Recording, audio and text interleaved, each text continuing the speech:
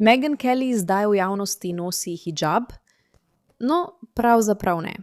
To se v resnici ne dogaja, ampak ona na vse mogoče načine se prilizuje islamiste. Fantje, res moramo ugotoviti, kaj se dogaja. In v tem videu bomo raziskali, zakaj je Meghan Kelly nenadoma postala najboljša prijateljica teh islamistov, ki bi jo ob prvi priložnosti izločili. Dobrodošli v oddaji Pushback. Sem Jara Kej, vaša voditeljica. Ne pozabite pritisniti na gumb za naročnino, delite ta video s prijateljem, a kar je najpomembneje, pridružite se našemu gibanju upora. Začenjamo s tistimi, ki so najbolj nori. In današnja zvezda ni nihče drug kot Meghan Kelly. Pojdimo naravnost k stvari. Popolnoma, povsem prijazni in ne načrtujejo džihada. Popolnoma, povsem prijazni in prav nič ne načrtujejo džihada. Želijo vzgajati svoje družine na način, ki je pravzaprav zelo podoben temu, kako živimo mi kristjani. Veste, na bogaboječ način. Na način, kjer spoštuješ svojo vero. Na način, kjer nočeš, da bi čudne woke ideologije našle pot v učilnico tvojega otroka. Veste, v resnici imamo veliko skupnega. In mislim, da so te ljudje dejansko postali tarča nekaterih, ki so izjemno proizraelski in so jih nekako neopravičeno in pravzaprav nevarno za njih uvrstili med radikalno islamistično sekto. In jaz sem popolnoma, povsem čudovita in nimam nobenega videoposnetka. V bistvu svet razlaga, kako je veliko muslimanov pravzaprav zelo prijaznih, običajnih ljudi. So kot mi. So kot mi. In razlog, da se vsi spravljamo na nje, so pristaši Izraela. Moram reči, da je res kar malo ogabno in kar nerodno za njih, da papagajsko ponavljajo takšno propagando in ne opazijo, kako zelo neizobraženo zvenijo.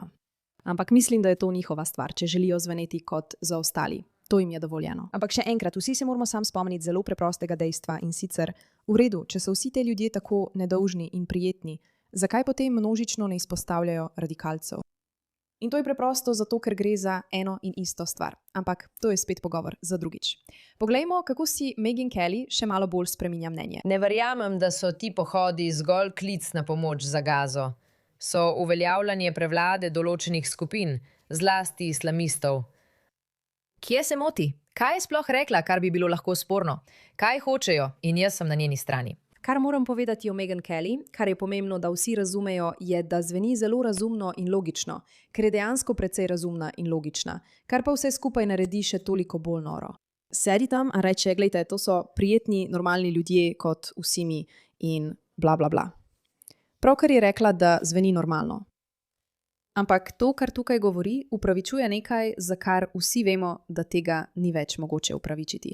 Sierra Leone je bila pri izražanju tega boljša od vseh drugih. In to je tisto, kar je govorila prej, kar zveni tako normalno. Obstajal je razlog, zakaj smo jo vsi radi poslušali.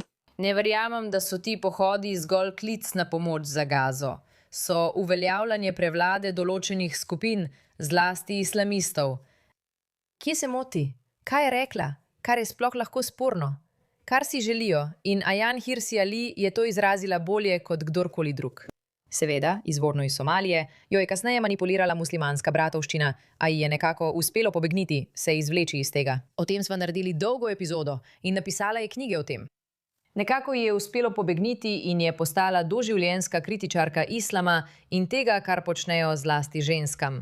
Ampak že desetletje opozarja na to, kaj se dogaja, še posebej v Evropi. Ti moški se priseljujejo in ženske, ki so prej lahko hodile po ulici v majicah brez rokavov in kratkih hlačah po kavo, so zdaj nadlegovane, v nekaterih primerih celo napadene. Pogosto pa morajo zdaj hoditi v spremstvu moškega družinskega člana. Ali slišiš razliko med tem iz leta 2020, tem iz leta 2023 in tem, kar smo pravkar gledali? Ker ljudje islamske vere so samo običajni. Ampak vemo, da je to nevarnost za ženske. Vemo, da so ljudje napadeni. Postaja huje. Samo zato, da zagotovijo svojo varnost, ker se oni ne asimilirajo. Pričakujejo, da se bodo evropske mlade ženske in druge prilagodile njim. Lahko samo rečem, da ko poslušam to različico Meghan Kelly, se sprašujem, kje si? Kam si odšla? Zakaj si nas zapustila? Pogrešamo te, ti razumna, normalna oseba. Ker to, kar bo povedala aprila 2026, ti bo odpihnilo pamet s svojo neumnostjo. In spet si moramo vedno znova zastavljati to vprašanje. Kako se je vse to zgodilo? Temu bomo prišli do dna, ko slišimo še naše sponzorje. Verjetno ste videli naslove o izbruhu hantavirusa na križarki in to nas opominja, da nas je pandemija naučila nečesa pomembnega.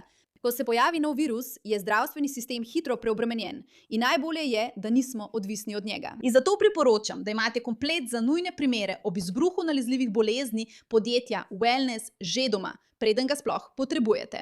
Naročite ga zdaj prek spleta, saj vsebuje zdravila na recept, ki jih predpiše zdravnik, in celo nebulizator za dihalne simptome, za katere upam, da jih nikoli ne boste imeli. Namesto, da bi se ob naslednjem izbruhu panično odzivali, boste imeli že pri roki ključna zdravila in pripomočke za dihala, ki jih boste lahko takoj uporabili. Pojdite na twc.health/mitira in uporabite kodo MEIRA, da prihranite do $33 ter prejmete brezplačno dostavo. Kompleti so na voljo samo prebivalcem ZDA. Ostanimo zdravi! Iskreno, ta video, ki si ga bomo zdaj ogledali, me resnično izjemno razjezi. Preprosto me razjezi, ker si želim, da bi bili ljudje razumni in normalni. In če pomislim na to, Megyn Kelly leta 2023 in to, kar si bomo ogledali leta 2026, je to naravnost razbesnjujoče. No, in vem, da si že poudarila, da kdorkoli je dovolj pogumen, da pove to, kar je pravkar povedala ona, pa naj bo to Suella Braverman ali Tucker Carlson, na koncu izgubi službo, ga označijo za nestrpneža, kaj ne? Kot da o tem sploh ne smeš govoriti. Manipulacija je tako vse prisotna, da skoraj da sploh ne veš, da se dogaja, ker vsi govorijo isto. In potem je tako, ja, to je tisto, kar vsi mislimo.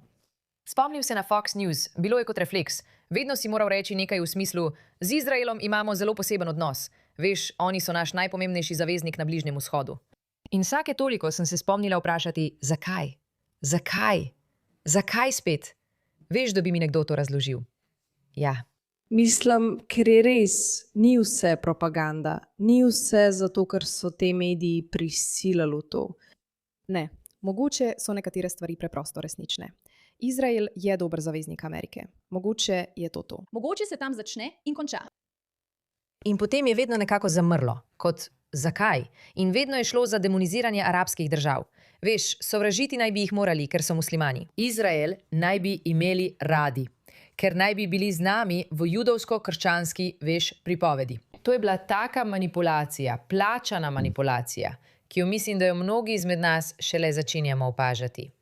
Mislim, ali ni res tako nerodno, da ona tam govori o plačanih manipulacijskih taktikah, ko pa obstajajo dokumentirani dokazi o katarskih plačanih manipulacijskih taktikah, s katerimi ljudi nagovarjajo, da podpirajo islamistične džihadiste.